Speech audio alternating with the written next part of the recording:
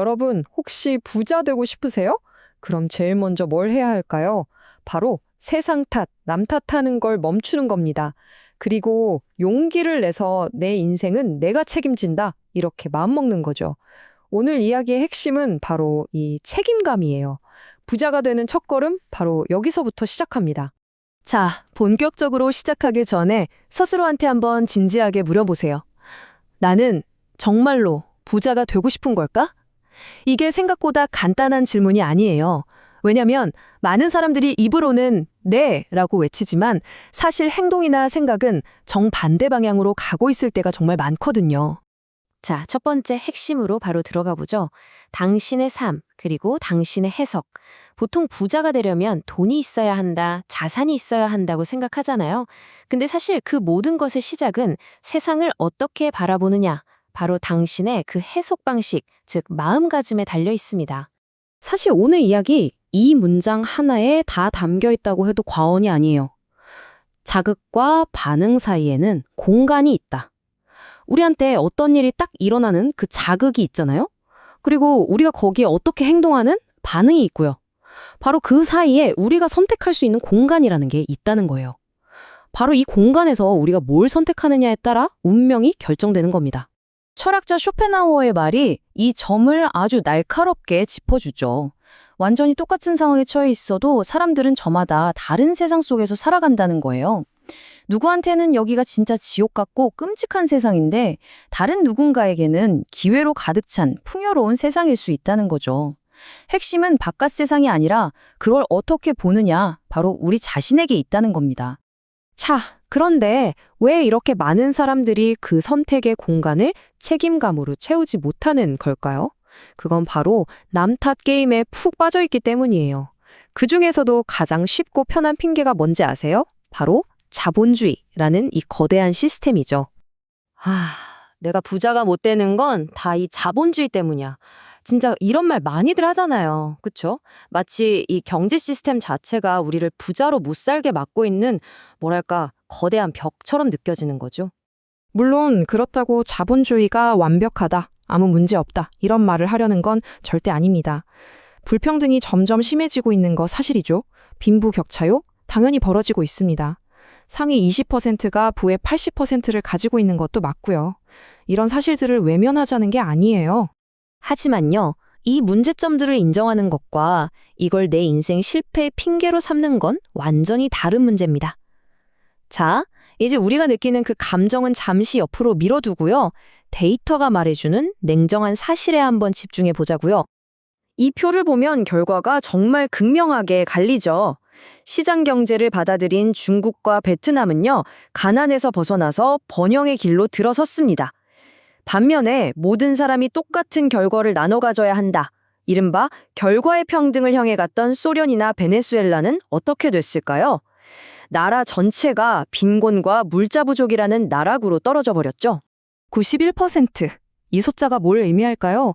세계적인 베스트셀러 팩트풀니스라는 책에 나오는 건데요. 지금 인류의 91%가 극빈층 위, 그러니까 중간소득 이상으로 살아가고 있다는 뜻입니다. 세상이 점점 더 나빠지고 있다는 우리의 느낌과는 완전히 다른 팩트죠. 특히 전 세계 인구의 거의 절반을 차지하는 중국과 인도를 한번 보세요. 이 두 나라가 시장 경제를 받아들이면서 극빈층 비율이 정말 드라마틱하게 줄어들었고 이게 전 세계의 빈곤율을 확 끌어내린 겁니다. 팩트풀니스 저자는 한국에 대해서도 아주 흥미로운 이야기를 해요. 요즘 우리나라를 비관적으로 헬조선이라고 부르잖아요. 근데 이 저자가 딱 묻는 거예요. 한국이 헬조선이라고요? 팩트를 보면 한국은 건강과 소득 면에서 세계 최상위 국가 중 하나인데요. 우리 안의 그 비관적인 감정을 외부의 객관적인 데이터가 정면으로 반박하고 있는 셈이죠. 자, 이렇게 명백한 사실들이 있는데도 왜 우리는 세상을 자꾸만 부정적으로 보려고 할까요? 이제 그 근본적인 심리, 그 이유를 한번 파헤쳐 보겠습니다. 정말 궁금하지 않으세요? 팩트는 세상에 분명히 나아지고 있다고 말하는데 왜 우리 마음은 자꾸 반대 방향으로만 가는 걸까요? 그 중심에는 바로 상대적 빈곤감이라는 게 도사리고 있습니다. 내가 진짜 먹을 게 없고 살 집이 없어서 가난한 게 아니에요. 나보다 잘 사는 저 사람과 비교하니까 내가 가난하게 느껴지는 거죠. 이게 바로 상대적 빈곤감입니다. 그리고 이 감정은 우리 마음속에 원망과 시기심이라는 아주 위험한 씨앗을 심어버립니다. 철학자 니츠의 통찰력은 정말 소름 돋을 정도예요. 평등을 외치는 사람 마음속에는 두 가지 욕망 중 하나가 숨어 있다는 겁니다. 하나는 다른 사람을 내 수준으로 끌어내리려는 욕망, 또 다른 하나는 나 자신을 다른 사람의 수준으로 끌어올리려는 욕망. 그 사람이 외치는 평등이 과연 어느 쪽인지 이걸 아는 게 핵심이라는 거죠. 이게 그냥 이론이 아니에요. 끔찍한 역사적 사례가 있습니다. 한번 들어보세요. 소련의 쿨라크라고 불리는 농부들이 있었어요. 진짜 유능하고 성실한 사람들이었죠. 그런데 이 사람들이 열심히 일해서 성공했다는 그 이유 하나만으로 인민의 적으로 몰려요. 왜? 시기심에 불타는 사람들이 평등이라는 멋진 말로 포장해서 공격한 거죠. 그 결과가 어땠을 것 같으세요? 최소 3만 명이 처형당하고 이웃들이 이웃을 죽이는 끔찍한 일이 벌어졌습니다. 결국 소련 농업은 완전히 무너졌고요. 무려 600만 명이 굶어 죽는 대기근으로 이어졌어요. 시기심이 만들어낸 정말 끔찍한 비극이죠. 자, 이제 이 모든 이야기를 다시 우리 자신에게로 가져와 볼 시간입니다. 이 위험한 본성을 이겨내고 진짜 부자가 되기 위한 당신의 길은 과연 어떻게 만들어 가야 할까요? 옛날에 공자님도 이런 말씀을 하셨죠. 가난하면서 원망하지 않기란 참으로 어려운 일이다.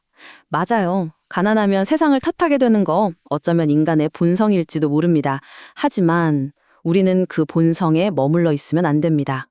왜 사람들은 그렇게 나는 희생자야 라는 역할에 머물려고 할까요?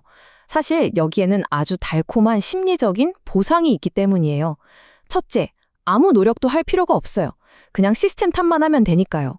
둘째, 실패했을 때 그 고통을 피할 수 있죠. 시도조차 안 했으니까 실패할 일도 남한테 비난받을 일도 없는 겁니다. 그리고 마지막으로 모든 실패의 원인을 바깥으로 돌리면서 나는 괜찮은 사람이야 라는 자존감을 아주 쉽게 지킬 수 있죠. 그런데 한번 솔직하게 이 질문에 답해보세요. 당신이 속으로 경멸하고 심지어 증오하기까지 하는 이 시스템 안에서 과연 투자로 성공할 수 있을까요? 아마 당신의 무의식이 계속해서 당신의 성공을 가로막을 겁니다. 오늘 이야기의 핵심은 자본주의에는 아무런 결함이 없으니 그냥 받아들여라. 이런 게 절대 아닙니다. 진짜 중요한 포인트는 그 시스템의 문제점을 당신이 부자가 될 수 없는 핑계로 삼지 말라는 겁니다. 자, 그러니까 부자가 되는 길, 그 시작은 세상 탓을 멈추는 거예요. 그 부정적인 생각, 냉소적인 태도를 버리는 것에서부터 시작됩니다. 그리고 제일 중요한 거, 진짜 용기를 내서 내 인생은 내 거다, 내가 책임진다, 이렇게 선언하는 겁니다. 결국 여러분의 통장 잔고는요, 세상을 향한 변명의 결과가 아니에요. 바로 자기 자신에 대한 책임감의 크기를 보여주는 겁니다.